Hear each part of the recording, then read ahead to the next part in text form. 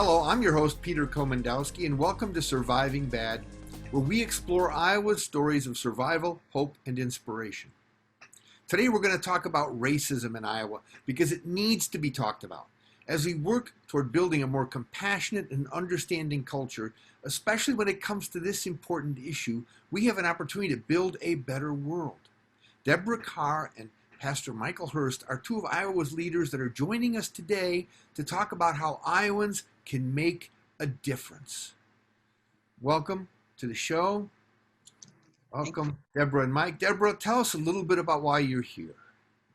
Yes, my name is Deborah Carr, and I'm a C3 coordinator for Des Moines Public Schools.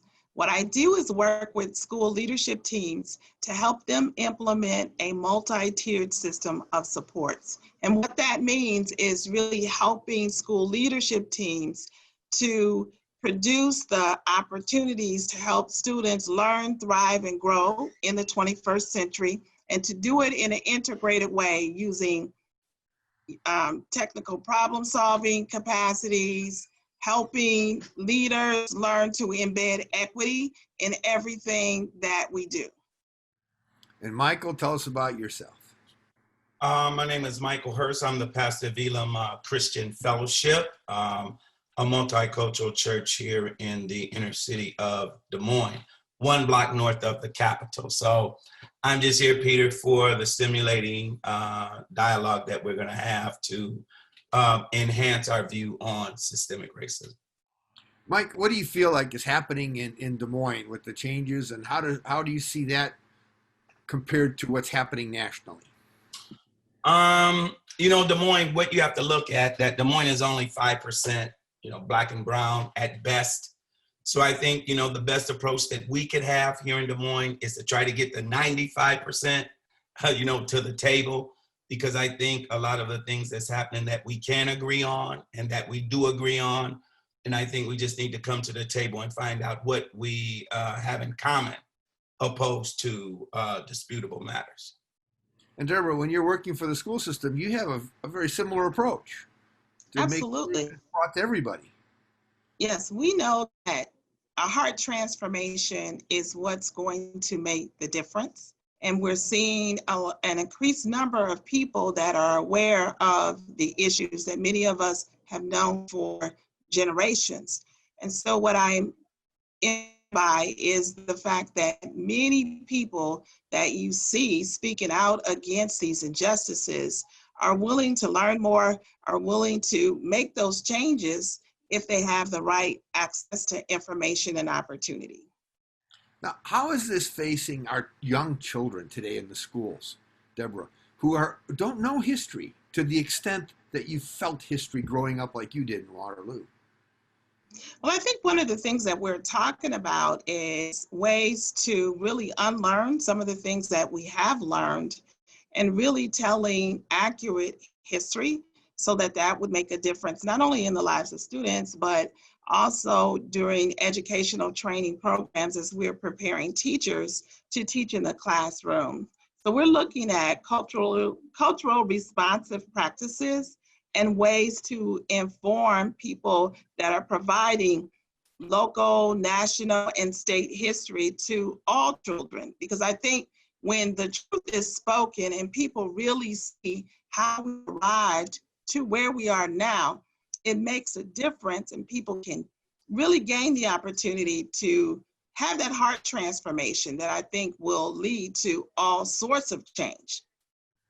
And Michael, when you work with young children in the community, how, that's a delicate topic. I mean, the 95% you talk about, we don't know how to talk to kids about sex, about drugs, about anything.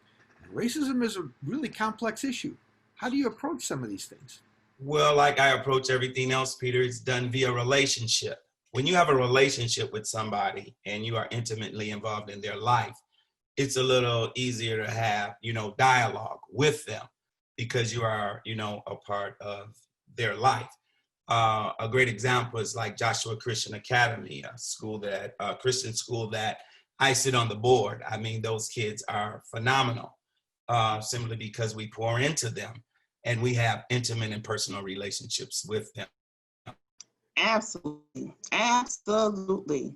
The relationship is very, very important. And instead of being informed by fear, you want to really have that intimate relationship. Well, I want to really explore this concept, both that being informed by fear, the 95%, because that's the audience that's watching this show, and we have a chance to speak to them. When we come back from the break, we're going to continue this conversation on racism. We'll see you then. You don't want to miss this.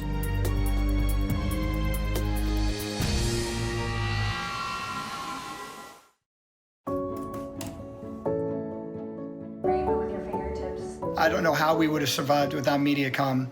We have 5 kids, my wife and I, and we have Mediacom for all of our internet and all of our cable services. So I'm stuck in my house, but at the same time, I'm connected to people all over the world, and it's been fantastic.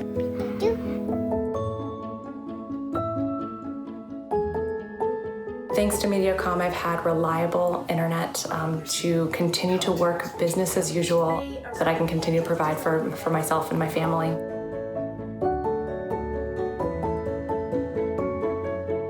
Right now, we all feel like the world is in a standstill.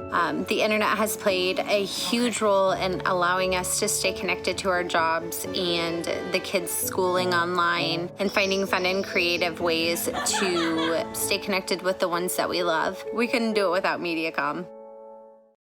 There are everyday actions to help prevent the spread of respiratory diseases. Wash your hands. Avoid close contact with people who are sick. Avoid touching your eyes, nose, and mouth. Stay home when you are sick. Cover your cough or sneeze. Clean and disinfect frequently touched objects with household cleaning spray. For more information, visit cdc.gov/COVID-19. This message brought to you by the National Association of Broadcasters and this station.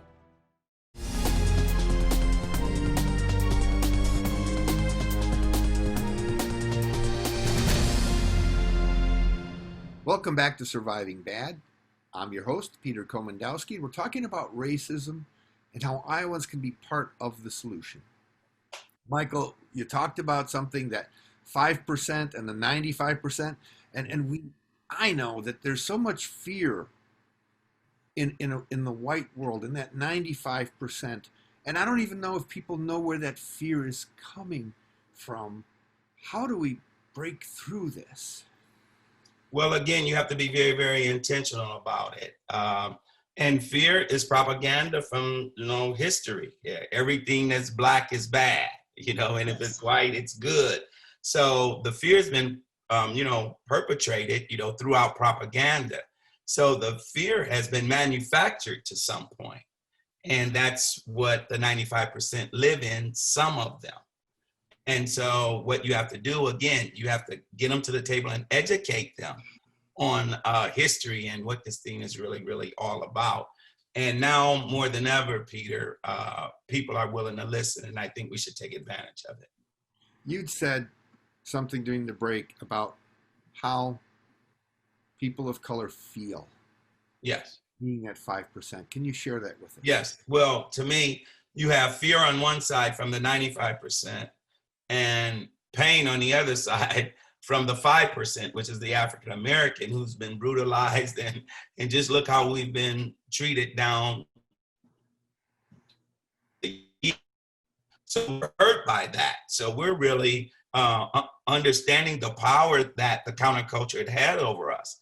So we live in that pain, and sometimes we act out of that pain. But what you have when you have fear on one side and pain on the other side, then all the good work that needs to be done falls in the middle, and the systemic racism continues because we're not addressing the issue because of fear and pain. Deborah, how do you contend with, I know you work with climate and culture in Des Moines School. Yes, I really like that analogy that Pastor Hurst just gave, because it is very comprehensive. And I think as we move towards leveraging this opportunity for change, it certainly is acknowledging both sides and how we got here. Yeah. So I think that there is a unique time this time around that we really have to really begin a dialogue. And something that I heard earlier I think is so important. It starts by having the heart and an intimate relationship and a real intentional desire to want to love my brother and sister, for all of us to love one another as God so loved all of us. I mean, seriously, we all are one. Yes. It's got to be frustrating to feel as if there is this weird measure of God's love being different for different people. Exactly. When you think about that, God created all of us and he created us in his image. It didn't ever say anywhere in his word that there was a different world depending upon what complexion you are. So that somehow got lost by whatever reasons, for greed and profit. And when we forgot about people and heart, we really lost sight of what it is to really love. And we need more love and heart transformations to begin this change that we seek. Now, I suspect that none of us support violence. But where we are today is that there is a louder voice. The media has joined in sharing a lot of these voices. And there are a lot of people, a lot of Iowans, that are probably confused. As a matter of fact, there are probably a lot of Iowans that are polarized. Yes. That may be being pushed more, to think more as a racist because they don't have that Christian belief system that can overcome this challenge, and they may not have an intention or desire cultured in their life to make a change. But we know we need to.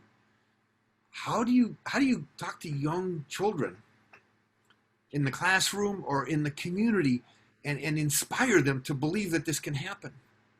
It's funny.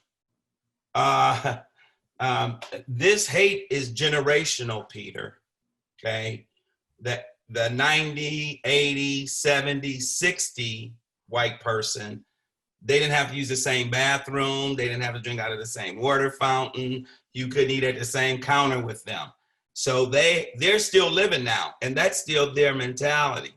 But when you go down to the 20 and 30-year-olds, they don't think that way at all. They think more of the oneness, that we're all equal. So the problem is not only systemic, it is also generational. And as the generations change, I guarantee you, systematic racism is going to go with it, because it's the older white people. They're not giving up on their America. They're not giving up on it.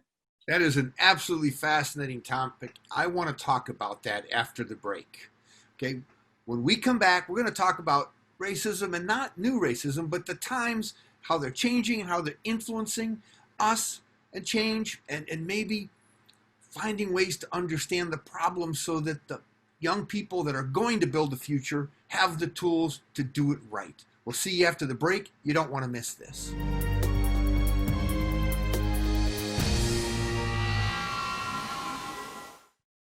There are everyday actions to help prevent the spread of respiratory diseases. Wash your hands. Avoid close contact with people who are sick. Avoid touching your eyes, nose, and mouth. Stay home when you are sick.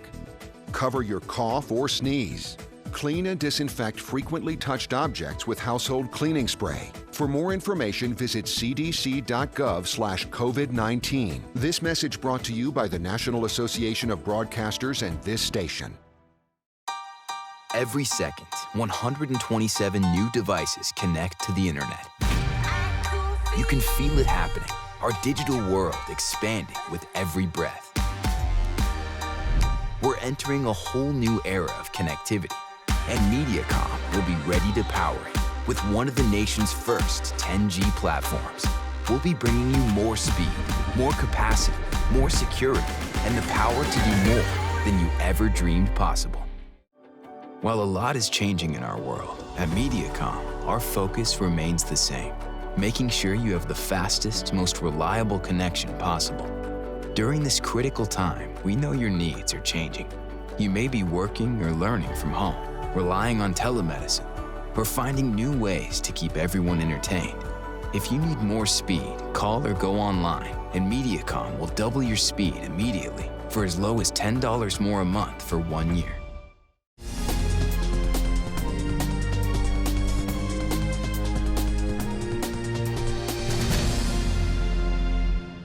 Welcome back to Surviving Bad. We're talking about racism, how it's still a major problem, but the fact there's hope for change. Mike, a question for you. In the midst of all of this discussion, all this passion and love, we have this big elephant in the room called social media. Yes. How is that influencing what's happening today? Social media has changed our preview on racism, because it wasn't that young black men wasn't getting killed before, but now we were catching it on video. And the social media, if it wasn't for social media, we wouldn't know anything about George Floyd. And George Floyd is what's got us on this call today, the injustice that's happened there. And what we also got to understand, on the other hand, that's how the millennial and Gen Y and Gen Z and Gen X, that's how they communicate. When my kids come, they're millennials, their phone is always, the phone is, they want to eat with their phone. So the phone is already connected to them. So when something happens on social media, you get it in real time almost. And that has really changed the conversation as it relates to, oh, did it happen? Or, oh, was the black man this? Or, oh, the black man ran. We see it in black and white that it was blatant injustice. Now, in the school system, we have history, and then we have culture and climate, and we have social media. Now, all these things somehow have to work together. Deborah, is social media taking us away from history and into just the spontaneity of these problems, or is there some combination where these things can work together in an educational setting? Well, I have seen the need for students to say, we want to know what's happening right now in our world. We want to be prepared for what we see now and what we imagine for the future to come. So a lot of students of all races and all backgrounds are saying that the ways of yesterday and the way that we provide instruction is not the way that they want to learn, because they do have their phones available to them, and they leverage all sorts of social media applications to stay informed on issues. So what we hear now is a louder voice saying, this is what we need to be successful. Please give us the tools and the knowledge and the skills to help set us up for success, yes, rather than keep us stuck on the days that have passed. Not to say that history isn't important. They just want facts, they want actual information, and they want to understand so that they can learn and do something different. Mike, I saw you had a look of amazement on your face. Oh man, Deborah, that was cold, really. That was really good, Peter. That was really good. And that's what the millennials and Gen, they're crying out.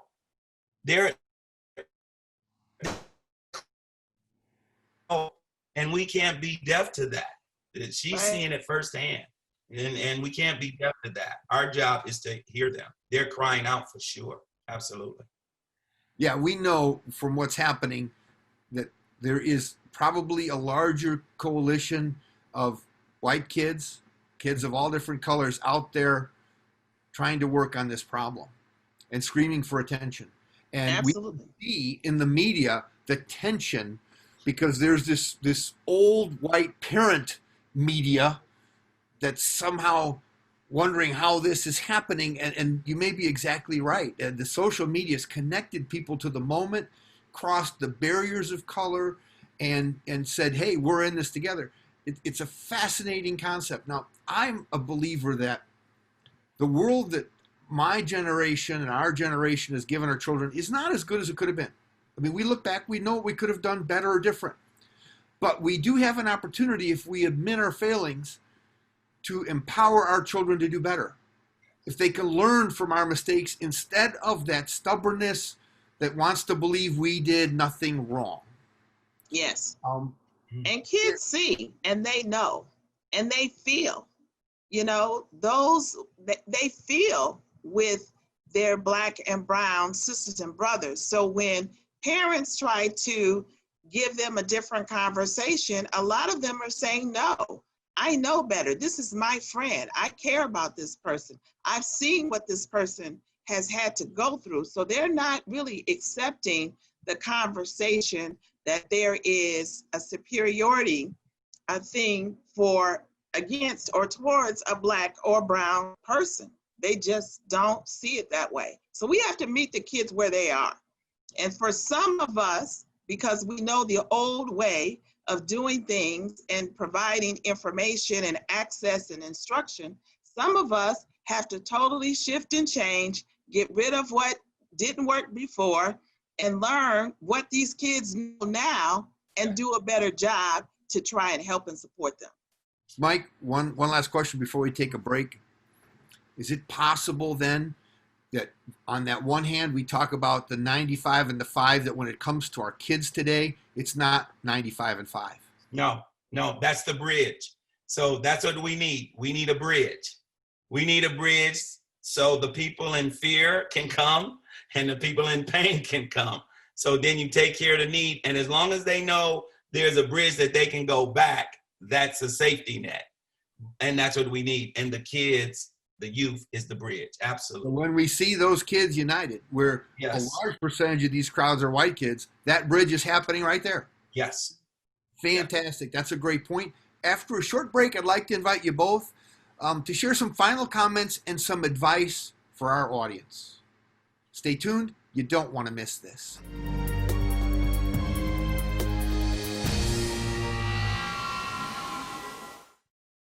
There are everyday actions to help prevent the spread of respiratory diseases. Wash your hands.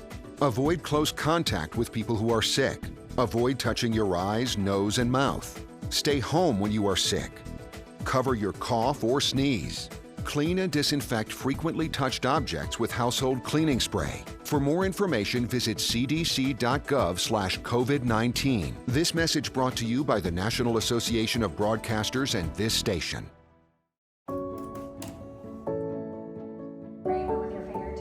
I don't know how we would have survived without Mediacom. We have 5 kids, my wife and I, and we have Mediacom for all of our internet and all of our cable services. So I'm stuck in my house, but at the same time, I'm connected to people all over the world, and it's been fantastic.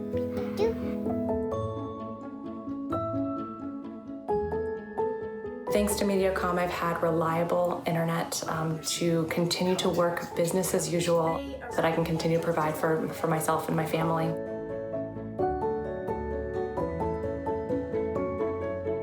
Right now, we all feel like the world is in a standstill. The internet has played a huge role in allowing us to stay connected to our jobs and the kids schooling online and finding fun and creative ways to stay connected with the ones that we love. We couldn't do it without Mediacom.